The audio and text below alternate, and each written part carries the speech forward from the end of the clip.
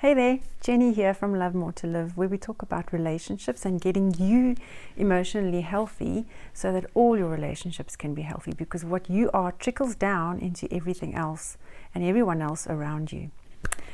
In today's video, we're talking about how to get God's direction for your life. Maybe you're wondering, I don't know if you're like me, you've wished that God could just speak and let you know what He wants you to do, or send you a step-by-step plan of what the next step is for your life and what He wants for you, so that you can know what to do, because sometimes it's just so hard to know what to do. And maybe you're a student wondering what career you should pursue. Maybe you're needing to change a job or a location and you just don't know where to go, you don't know where to go to, and you need God's direction for your life. So this is what we're going to look at today in today's video.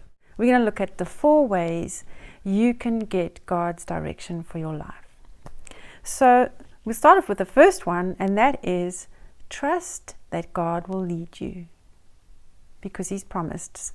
One of my all-time favorite verses in the Bible is found in Psalm 32 verse 8, and it says, "I will instruct you and teach you in the way that you should go." That's a promise from God that He will stand by, because God does not lie. So when He says something, He will do it. And what He's saying here is, I will instruct you and teach you in the way that you should go. That means then that our part is to trust and believe that God will do what He said He's going to do, because He does not lie. So we can actually take God's promise and give it back to Him, hold Him to His word and say, Lord, you said in your word that you would instruct me and teach me and lead me in the way I should go. Please do that. I believe you will, and I thank you that you will do that for me. And then rest in the knowledge that God will show you what He wants you to do with your life. Moving on to number 2. Number 2 is commit your ways to God. Now, what does that mean?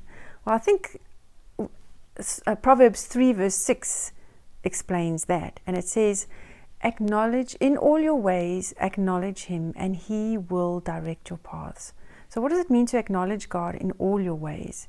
It means that you acknowledge and recognize His authority, and you submit to His authority in all things, in all your ways.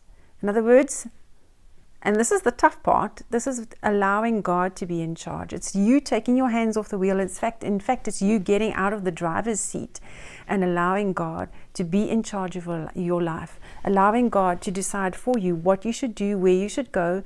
And that doesn't mean that it makes you mindless or that you're a robot and you don't have choices in the matter. But when you surrender to God's authority, trusting that He knows what is best for you and that He has your best interest at heart, you are going to be happy and you will be at peace, and you will find contentment and fulfillment in your life. It takes a neutralizing of your own will. To commit your ways to God means you have to neutralize your own will and allow God to be in charge of you. Because if your will is not neutral, it will probably get in the way of hearing from God and getting God's direction, because I still want what I want, and I'm not totally at peace with, Lord, whether it's this way or that way, that's what I want. I want whatever you want for me. So that's what it means to commit your ways to God. Number 3 is do what lies nearest. What's right before you right now? Ecclesiastes 9 verse 10 says, whatsoever thy hand findeth to do, do it with thy might. So whatever lies before you right now, do it wholeheartedly. Elizabeth Elliot said, when you don't know what to do, just do the next thing. The thing that's right before you, right in front of you right now. Do that thing. And my experience has been that when you do that next thing, God shows you the next step. You take the step that you can see. Take the step that you see God is opening for you. And when you do that, He opens the door to the next step. And He doesn't always, in fact, He very seldom reveals His whole plan for you. He wants us to act in faith and to take that next step. And when we do, He shows us the next step. So that again is requiring trust and faith in God that He's going to continue leading you, but you've got to take that step. And then number 4, look for the providential leading of God in your life. So providential leading is simply how God leads through life's circumstances. Things happen, things fall into place, and all of a sudden somebody offers you that job, or sometimes you get fired from another job and you realize, okay, this is not the one that I'm supposed to be in. Or it may seem like a disaster to you right now, but God's providential leadings are there for us to take into account. You may have a conversation with someone that just confirms the thought you've been having. Okay, maybe I should go in that direction. So look out for God's providential leadings.